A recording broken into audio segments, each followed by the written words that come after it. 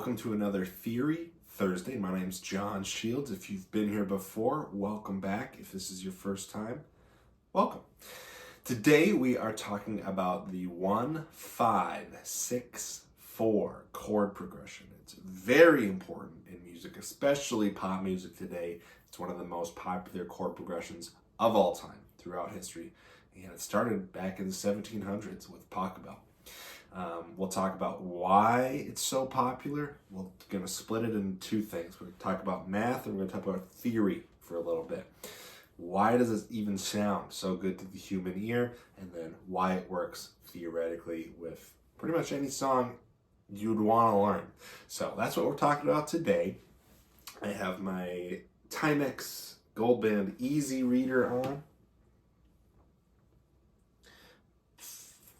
And I think that's it. So the 1-5 minor 6-4 progression. Let's get to it.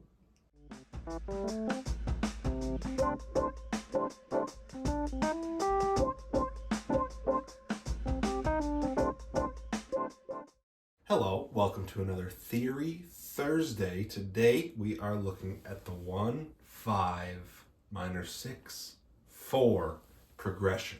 Why it has such an impact on us, and why you see it everywhere. So there's two sides to this, and they do connect. You could just call all of this theory, but I'm going to split it up into two.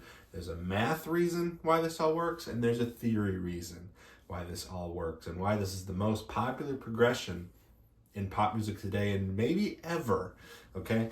We're going to start on the math side of things. So all these songs that you might already know, Africa by Toto, Almost, Bowling for Soup, Apologize, One Republic, Cruise, Despacito, Not Afraid, a lot of the Taylor Swift songs. What do these all have in common? They all use this progression. Maybe they're in different keys, doesn't matter. It's the relationships are the same. The chords they're using are the same. 1-5-6-4. Okay? So, where did this come about? Well, this guy named Pythagoras,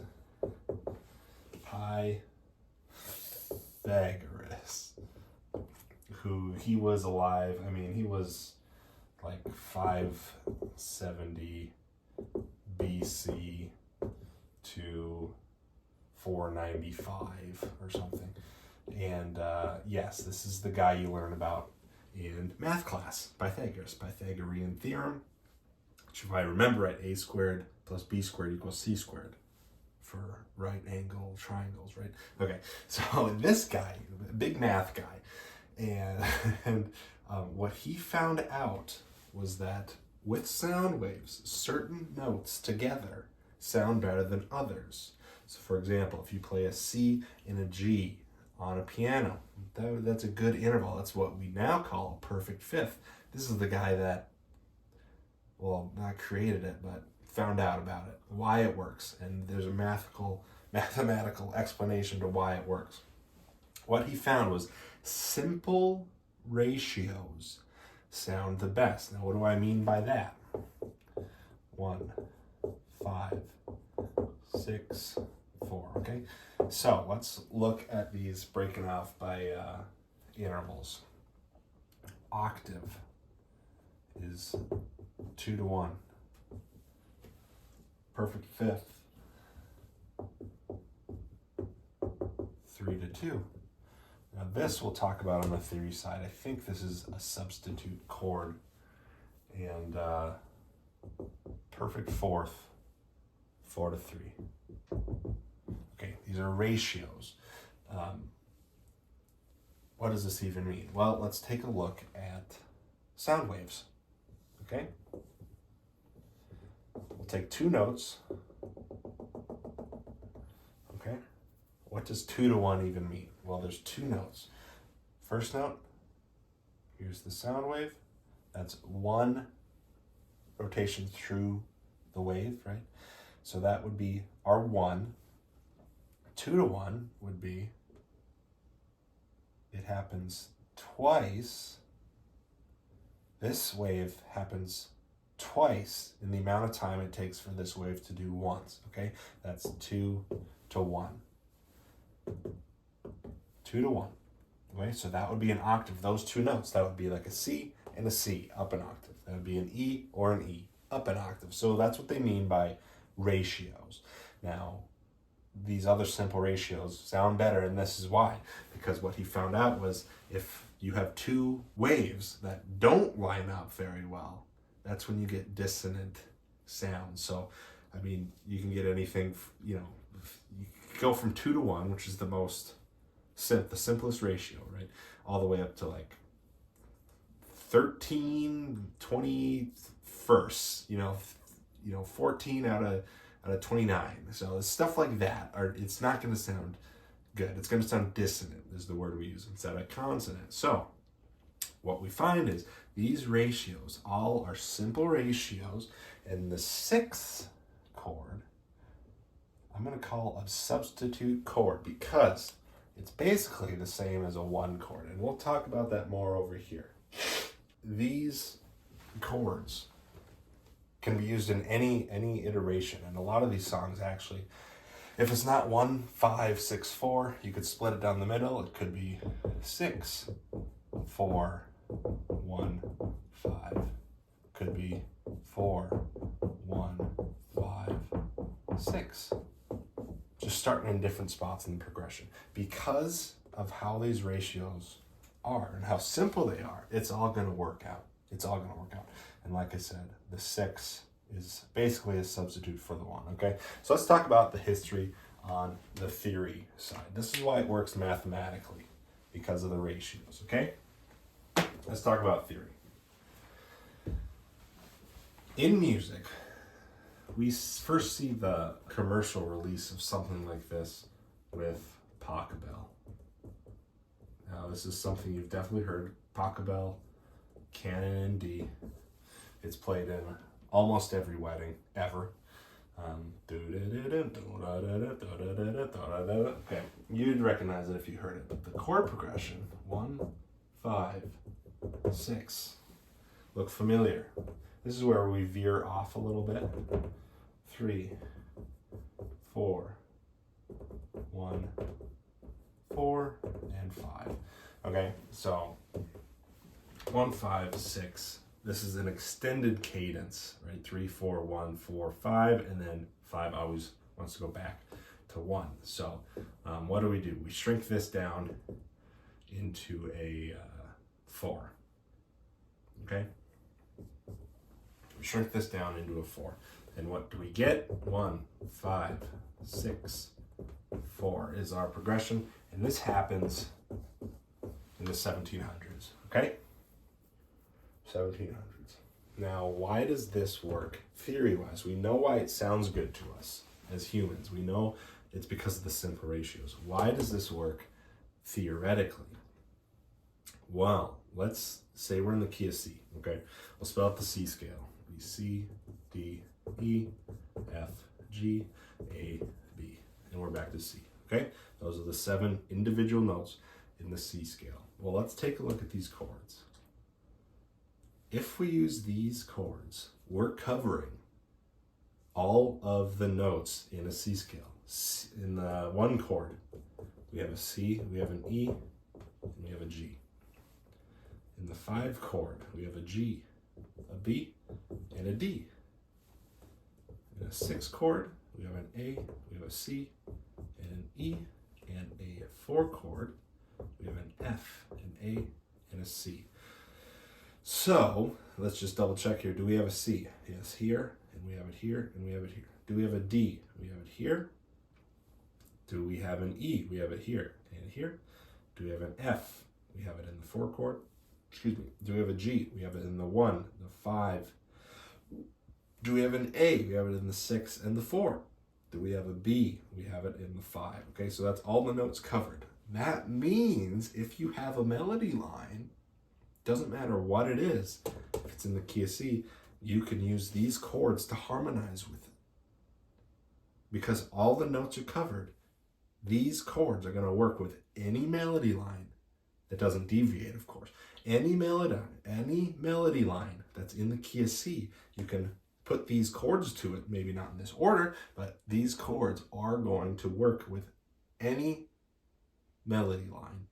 And you can see it proven here. I mean, it's cross genres. You wouldn't call Cruise by Florida Georgia Line and Not Afraid by Eminem in the same genre, right? This is pop country, right? Bro country. This is rap, right? All the way to pop, you know, Taylor Swift, Despacito, punk pop, almost, Bowling for Soup, classic rock, Africa by Toto, right? So that's the theoretical reason why it works, is no matter what melody line you have, you can harmonize with the chords. It's all going to sound good, okay? We talk about cadences and why 5-1 cadence works, because 5 always wants to go towards 1, especially if it's a dominant 7, right? If you have a G7, it's a more compelling chord to get to C, the tonic, right? What do we have at the end here? It's a 4 chord. Okay, if you have 4 going to 1, 4 going to 1, that's what we call a plagal, P-L-A-G-A-L, plagal cadence. So it is something you can end a progression on, you can end a tune on it.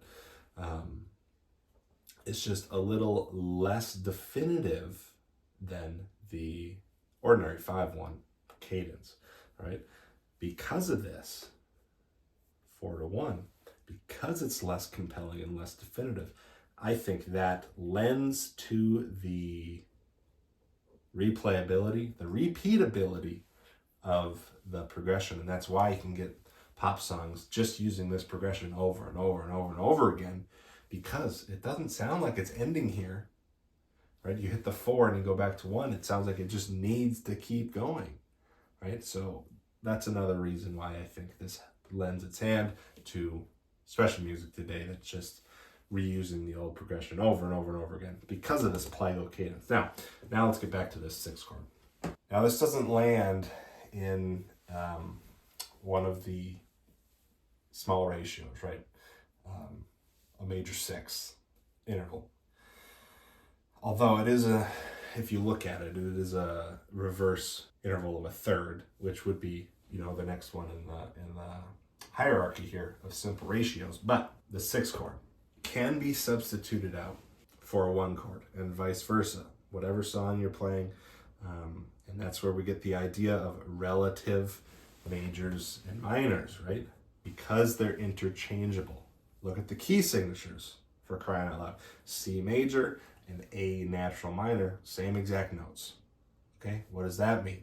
That means if you're in A minor, these are the same notes. You're starting on an A instead of C, but these chords still cover every single note in the A minor scale, right? So these 2 chords are, in my eyes, interchangeable.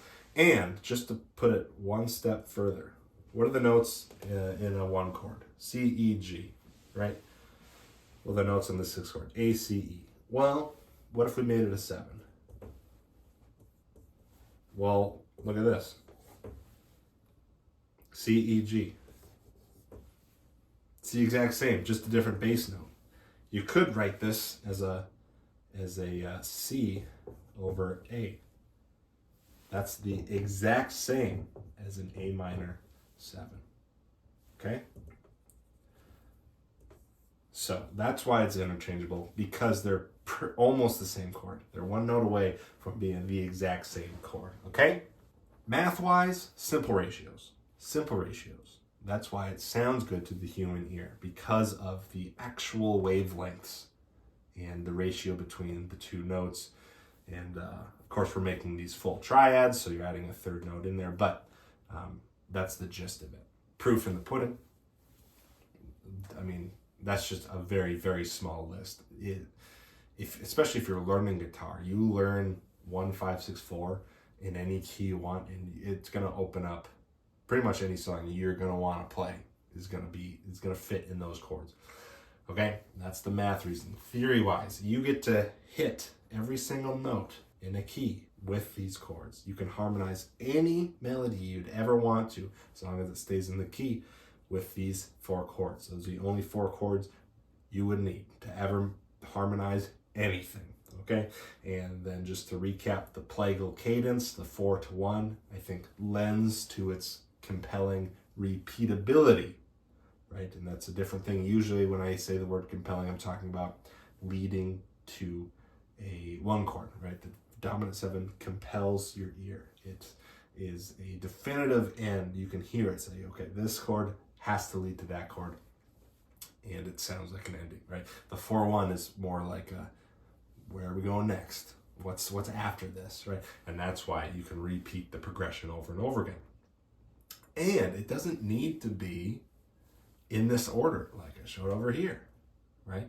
A lot of songs start wherever you want in the progression. It's going to sound good, okay?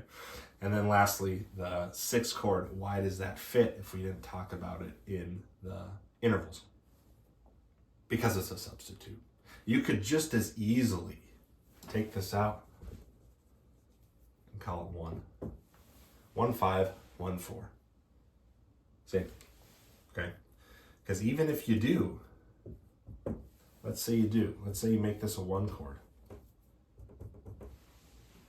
You take out the A there, but you still have an A in the 4 chord. So you can still harmonize with everything. So in reality, the only chords you need, 1, 4, and 5, to harmonize any single melody you want, right? The 6 is a substitute. It really changes up the feeling because it's our only minor chord in the progression, right? So that's why you kind of, you do want it, but you don't need it. So anyway, that's a lot of information for today. I think that's about it.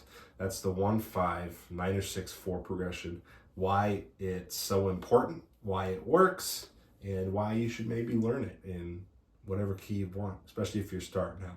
So anyway, hopefully you learned something today, and have a great rest of your day. Bye.